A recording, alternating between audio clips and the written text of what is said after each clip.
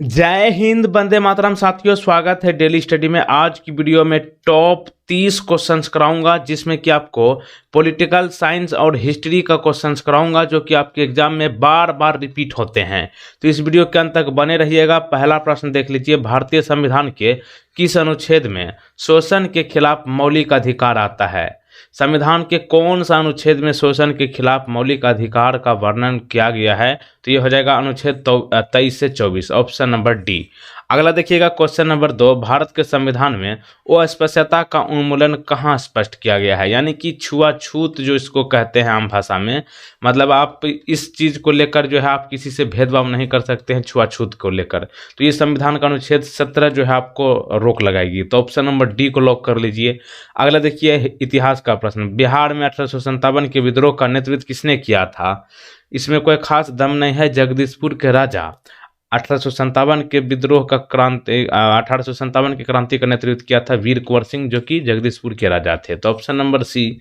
अगला देखिए, इनमें से कौन एक मोरक्को यात्री था और 14वीं शताब्दी के दौरान दिल्ली सल्तनत के दरबार में आया था?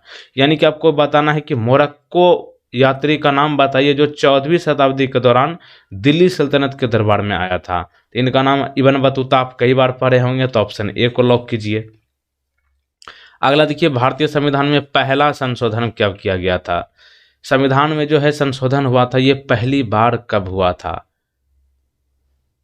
तो ये हुआ था आपका 1951 में। तो ऑप्शन नंबर सी यहाँ पे सही जवाब होगा।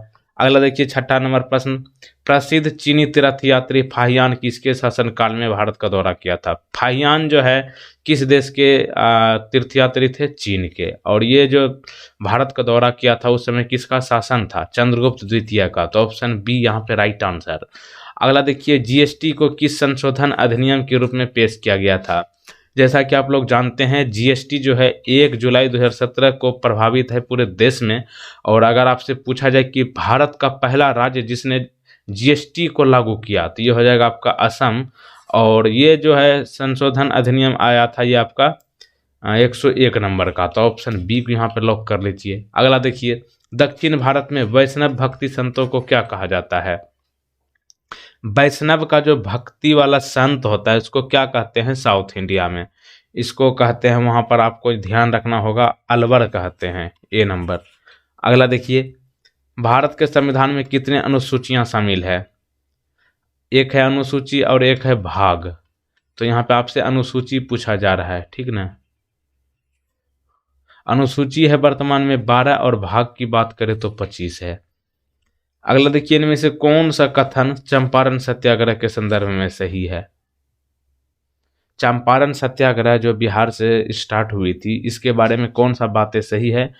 यहाँ पे आपका सही जवाब होगा ऑप्शन नंबर ए, तिनकठिया प्रणाली के अंतर्गत नील की खेती का विषय, यानी कि नील की खेती को लेकर जो है चंपारण सत्याग्रह हुआ था। हमारे संविधान की 8वीं अनुसूची में कितने भाषाओं को उल्लेख किया गया है?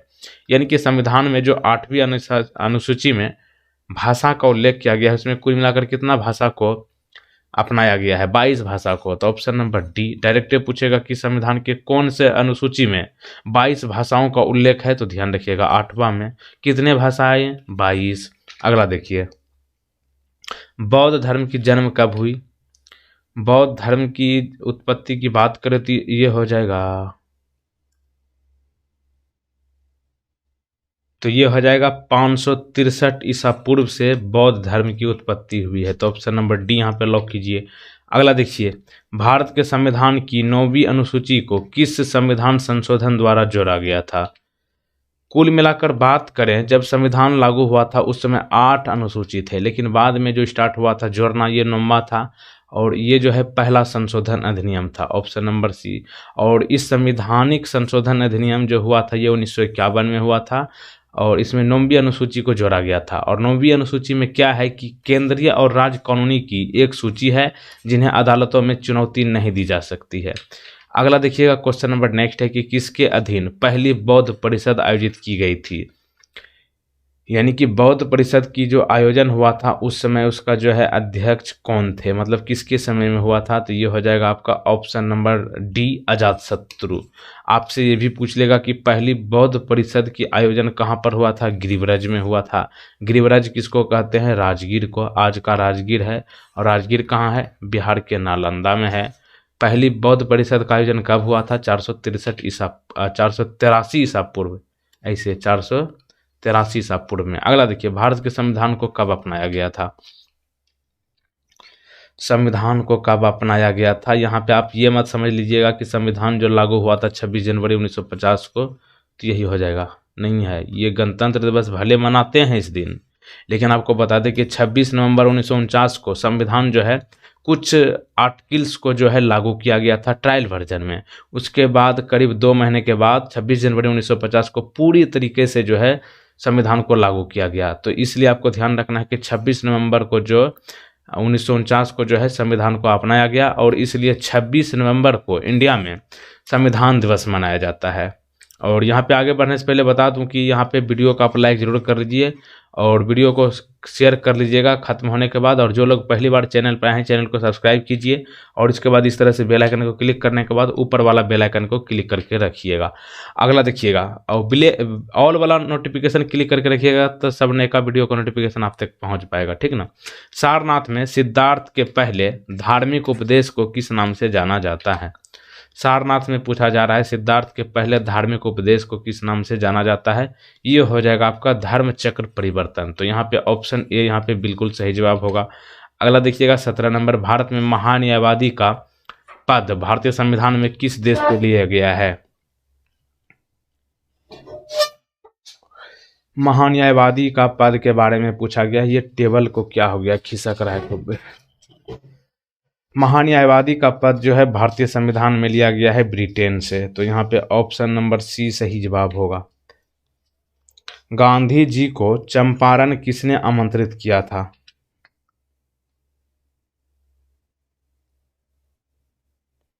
गांधी जी को चंपारण किसने आमंत्रित किया था। यह हो जाएगा राजकुमार शुक्ला जी। तो ऑप्शन बी। अगला देखिए, किसने संवैधानिक उपचार का अधिकार को भारतीय संविधान का हृदय और आत्मा माना है।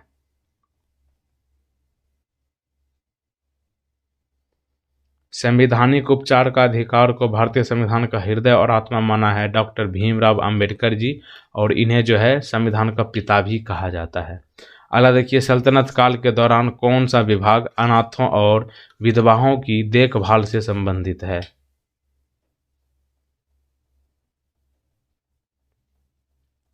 सल्तनत काल के दौरान जो है अनाथ और विधवाओं की देखभाल के लिए हुआ था, उसका नाम था दीवान ए खैरात, दीवान ए खैरात। अगला देखिए, इनमें से कौन सा शब्द हमारे संविधान की प्रस्तावना में नहीं लिखा गया है। इन 4 ऑप्शंस में से आपको उस ऑप्शन को चुनना है जो कि प्रस्तावना में नहीं है।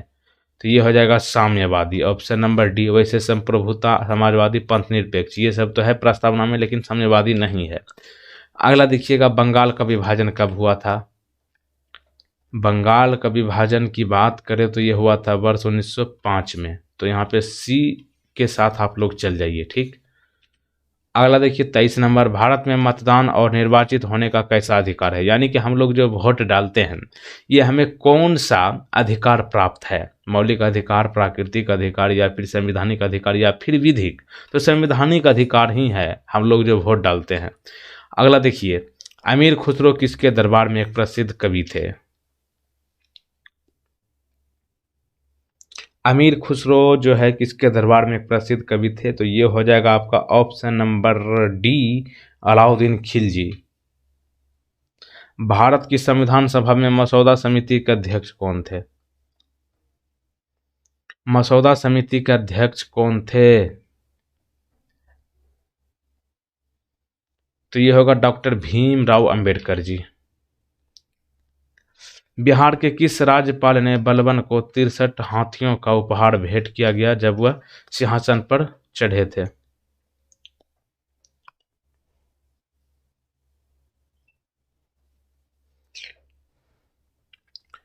तो ये हो जाएगा आपका तरतार Khan, option number B.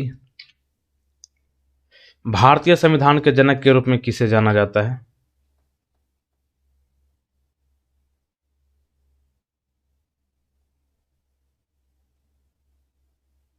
Doctor Bhimrao Ambedkar ji को। नायनमार किसके भक्त थे? इतिहास का प्रश्न है। नायनमार किसके भक्त थे? ये थे शिव के भक्त। और अलवार किसके भक्त थे? यही दो को पूछा जाता है। नायनमार किसके भक्त थे? शिव के। और अलवार किसके भक्त थे? विष्णु के। संविधान के किस अनुच्छेद में 14 वर्ष से कम बच्चों से काम करवाना संवैधानिक जुर्म है? 14 वर्ष से कम बच्चों को जो है आप कहीं पे फैक्ट्री वगैरह में काम नहीं करवा सकते हैं, ये संविधान का अनुच्छेद 24 कहता है। तो ऑप्शन नंबर सी। इसको याद रखने का तरीका क्या है? बच्चे की उम्र कम से कम कितना बताया जा रहा है? 14 वर्ष से कम बच्चे को आप नहीं काम करवा सकते हैं। इसमें अगर आप 10 ऐड कर दीजिएगा तो हो जाएगा 24। और 24 वर्ष की आयु में बच्चे जो है मैच्योर हो जाते हैं, कमाने लगते हैं, खाने लगते हैं। शादी भी कर दीजिएगा तो घर चला लेगा। तो ये सब जो है आप इस तरह से याद रख लीजिएगा। 24 + 10 24। बौद्ध से संबंधित कार्ले गुफा किस राज्य में है?